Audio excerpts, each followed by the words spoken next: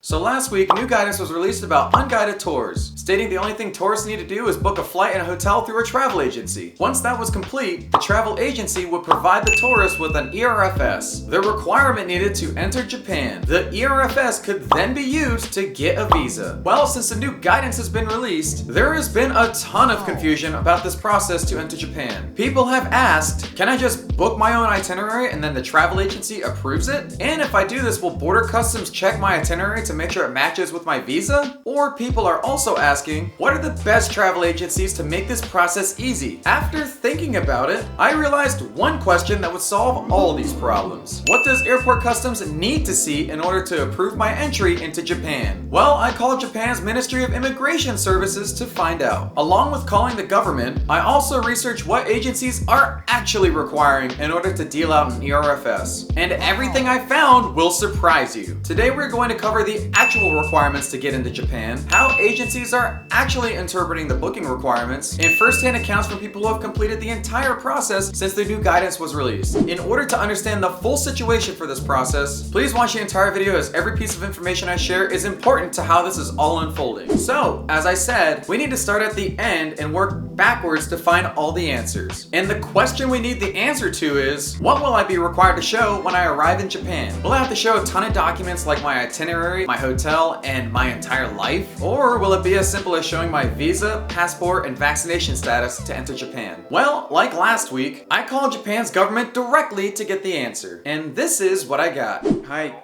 Hello, good afternoon.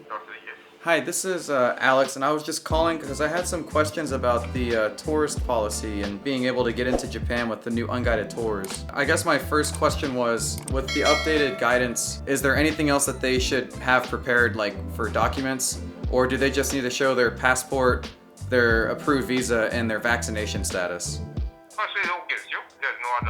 No other documents, like the Border Customs wouldn't ask for anything else to see. Okay, cool. Yeah, so I guess my biggest question is, once you get your visa approved, you don't have to worry about anyone asking about your itinerary or where you're going to be staying as a tourist? Unguided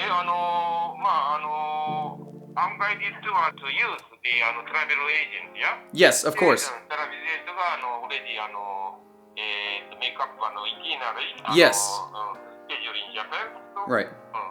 If that document prepared, there's no need to add showing the ERFS to Japanese embassy in United States and give it to your friend on temporary visa, then there's no need other documents. Got it. Okay. Alright, so we determined the only things you need to enter Japan are a visa, a passport, and your vaccination status. Now, you might be asking, Alex, we already know you need a visa to get into Japan, so what's the big deal? Well, let's think about it for a minute. If you only have to show your visa to enter Japan and no itinerary, well, that means the only one responsible for your itinerary is the travel agency. And here is where it gets real interesting. So we have established that Border Customs is only concerned with a valid visa, not the exact details of your itinerary. This leaves the booking of your Japan trip solely on the travel agency. And to no surprise, because of the vague guidance, travel agencies' booking requirements are all across the board. I dug deep into some Japan travel forums to see what people have found about Japan travel agency requirements. And what I found is pretty interesting. People have found some travel agencies are only concerned with your first and last night hotel stay in Japan. This is to provide proof of booking the hotel on their ERFS certificate. But some companies are taking a stand, stating that as long as you submit your arrival and departure flight numbers and proof that you booked a hotel, then they will approve it and issue you an ERFS certificate, so you can get your visa application process started. How do I know this? Well, I reached out to two individuals that completed the whole visa process and were willing to share their story with me. The first person, who goes by the name of Dylan, told me he requested his ERFS through JGA, Japan Guide Agency, for 30,000 yen. The only information he had to provide was his arrival and departure flight numbers, along with his hotel's address and number. About a day after he made his purchase, he received his ERFS in the mail. Naturally, after receiving his ERFS, he applied for his visa. Being that he's an American, he was able to apply for his visa visa online, known as the e-visa program, which is an available option for Americans and Canadians. Once again, during his visa application process, the only questions that were asked were his arrival and departure flight number and his hotel stay. About 5 days later, he received his examined and passed status for his visa, and then his valid visa came a few days after that. Along with Dylan, another man has done the same process.